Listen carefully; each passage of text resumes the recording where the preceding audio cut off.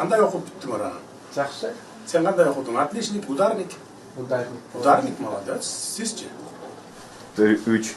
3, орта. Сіз? Ударник. Ударник, сіз?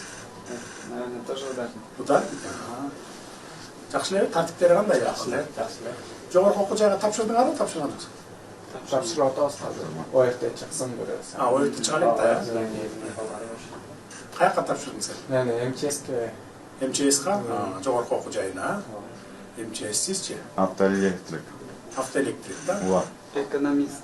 Экономист? Молодец. Келешекті ала тұрасың? Повар. Повар? А повар высший жоқ та, меге училищеға өте қайсыға тұрасың? Училище. Училищеға? Ошондо канча квартирасы занят болду ошондо жалпысына? Бул жактан 3, жактан 3 6. 6 квартира. Жалпы бул үйдө канча квартира бар? 120. 120. Келем жетет экен да. Азыр 2020-дан 25-ке чейин сактап атабыз, ошондо 104 бала келет да. Да, 104 бала. Жакшы. Буяк ушул жакта жашайсыңар эми. Мурда окуу бүткөндөн кийин эле буларды чыгарып ичсиңер, жетим балдар. Ар кандай эмеге жайгаштырчубуз. Общежитияга жайгаштырып, ошо универдин эмелери өзүнүн эмесине общежитиясына жайгаштырып. Аны ким карачу эле? Мин турда карачу эле, состурда. Силер өзүңөр ошондо жайгаштырып. Контролдоп пока Бүтөдө да. Буга чейинки 4-5 жыл мурун бүткөндөр каякта азыр? Силердин көзөмөлүңөрдөбү жана? Сүйлөшүп турабыз, айтабыз. Байланышып турабыз, көзөмөлдөбүз. Ошондой общежитияларга ар кимдикине эле жиберип коюңуздар да, жакындарына жана.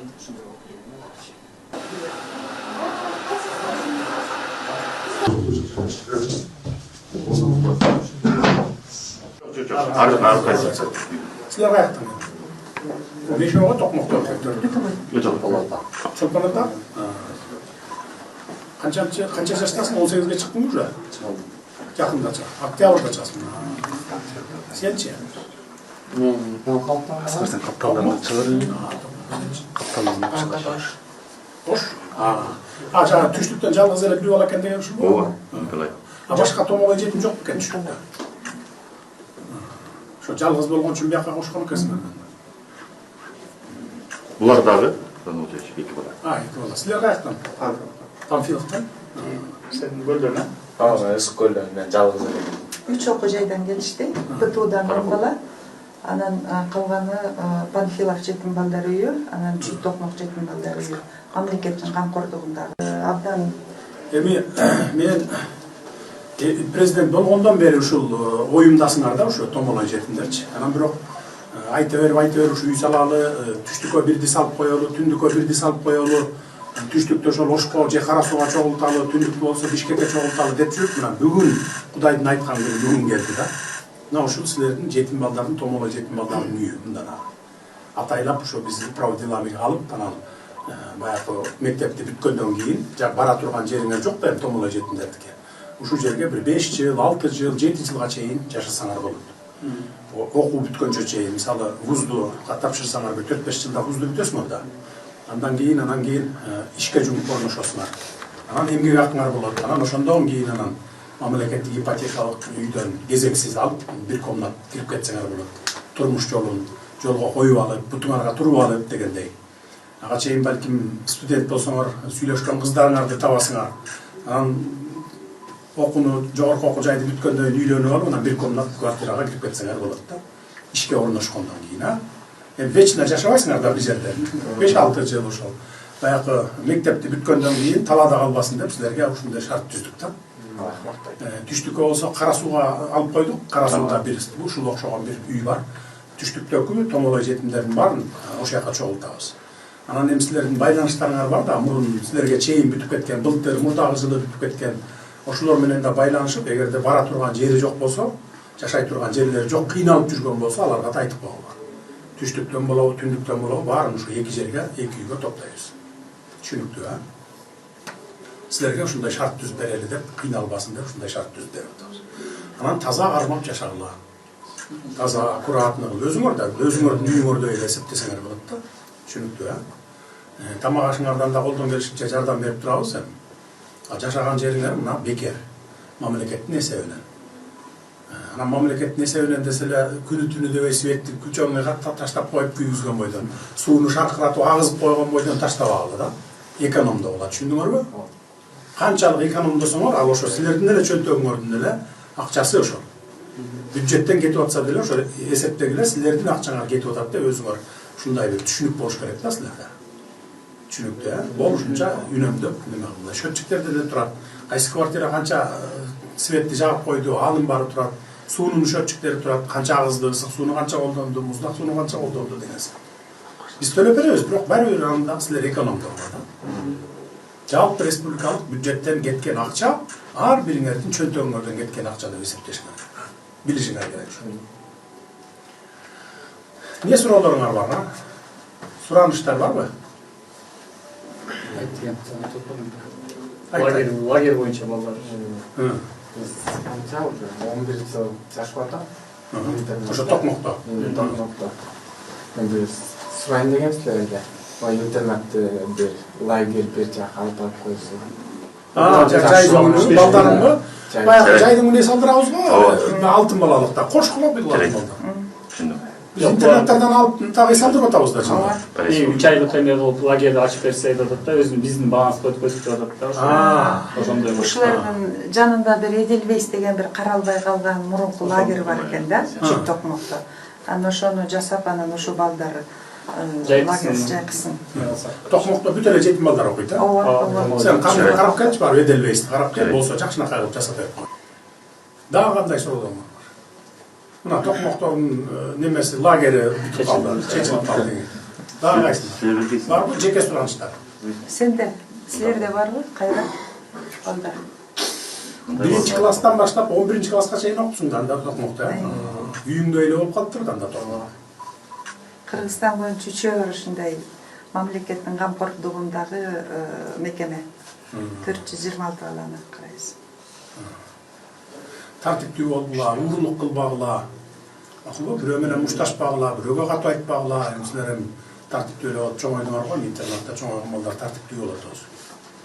Мен тиги камакта отурганда 3 бала бар балдардан, томолой жетимдерден. Анан не кылып келди десе барар жери жок.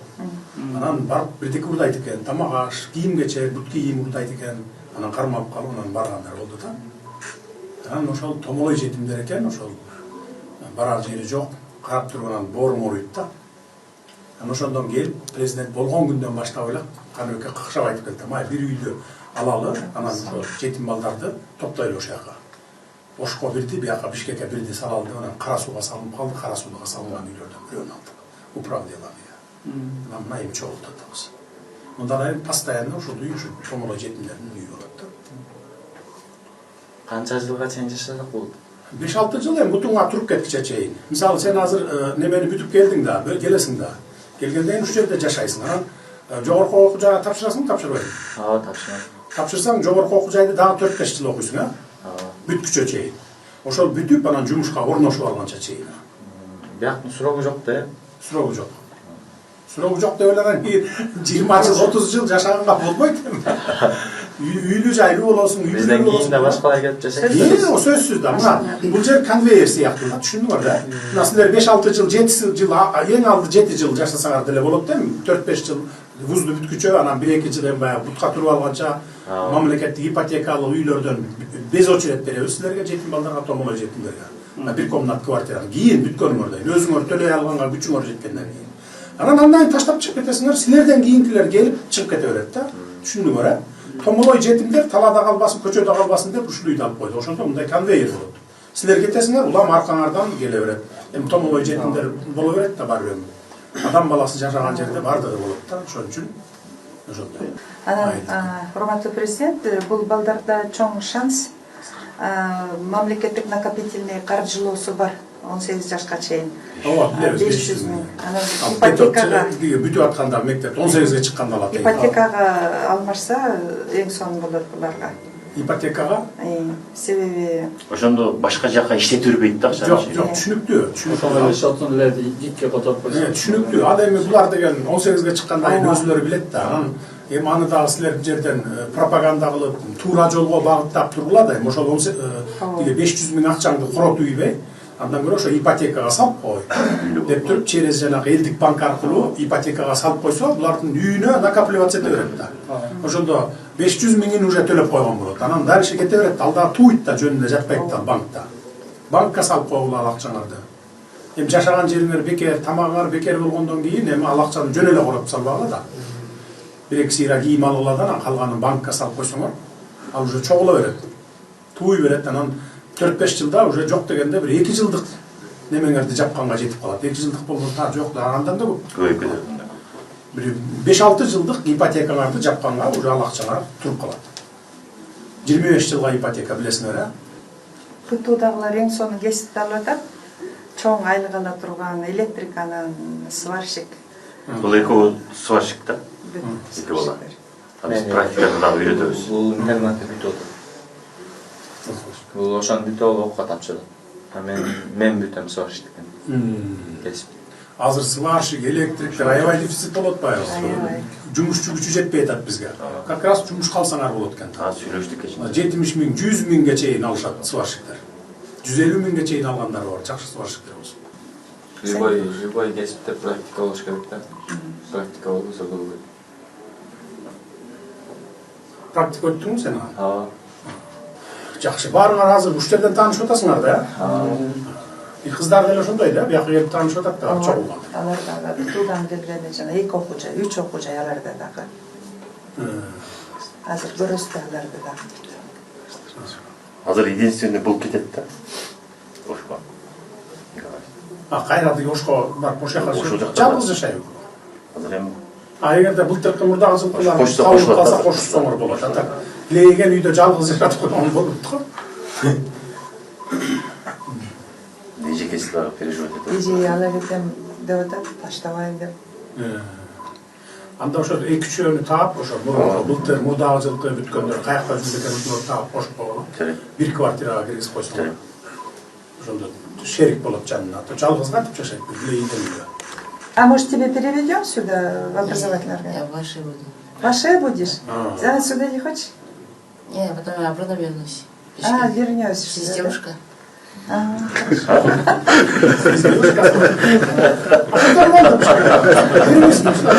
Зачем? На потом оставить. О, молодец, уже девушка 40. А следующий, пару салют. Кимдер квартал? Пару? Мейлі анда жақсы игілік сілерге, жақсы іштегілі, жақсы оқуғыла, жауап құдайға тапсырған болсын. Ішке кірген болсын, жақсы іштегілі. Дағы бір жол айтам, тәртіппей болғыла. Шын рахмат. Ешнерсінде, сау біздің міндетіміз. Мейлі жақсы. Яқтық университет бәр. Сіз кімсіз боласыз? Ипотека. Жақсы. Жақсы анлıyor eкен, Bunlar ипотека.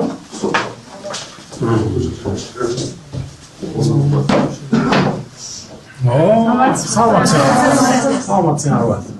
Жақсы отырыңыздар, отыруға.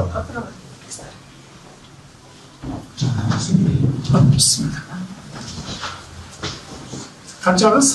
15 қыз, а? Қаяқтан бүтіп келгендері?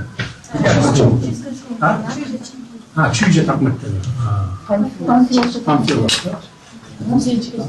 18 лицей, лицейде оқисыз ба?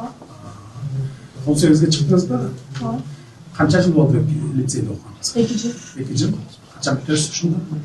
Госэкзаменде тоже бітіресіз. Болында бітіресіз ба? Июньда бітіресіз ба?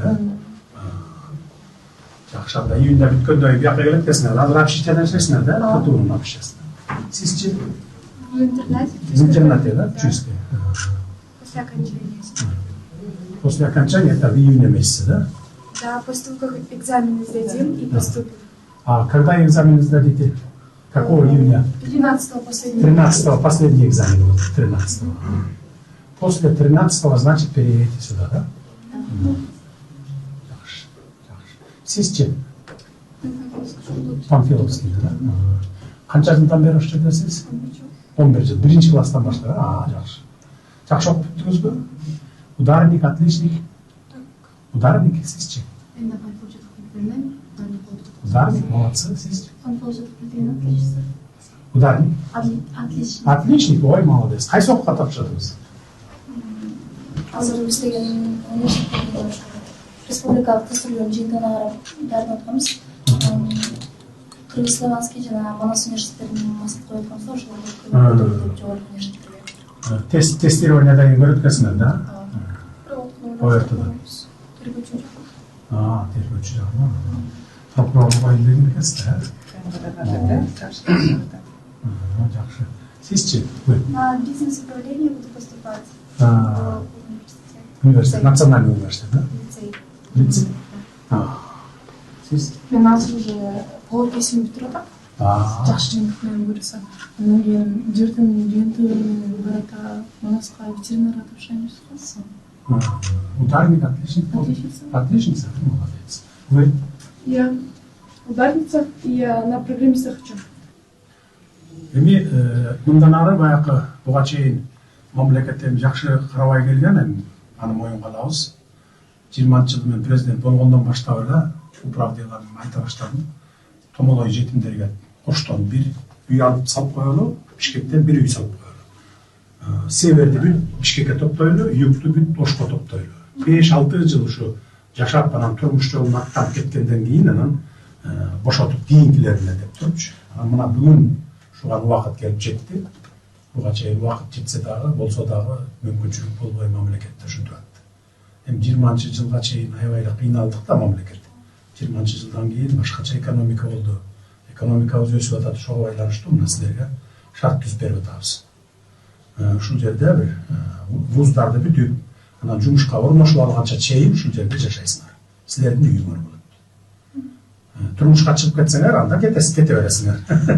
Бияқты таштайсыңар. Силерден кийинкилер келиш керек да.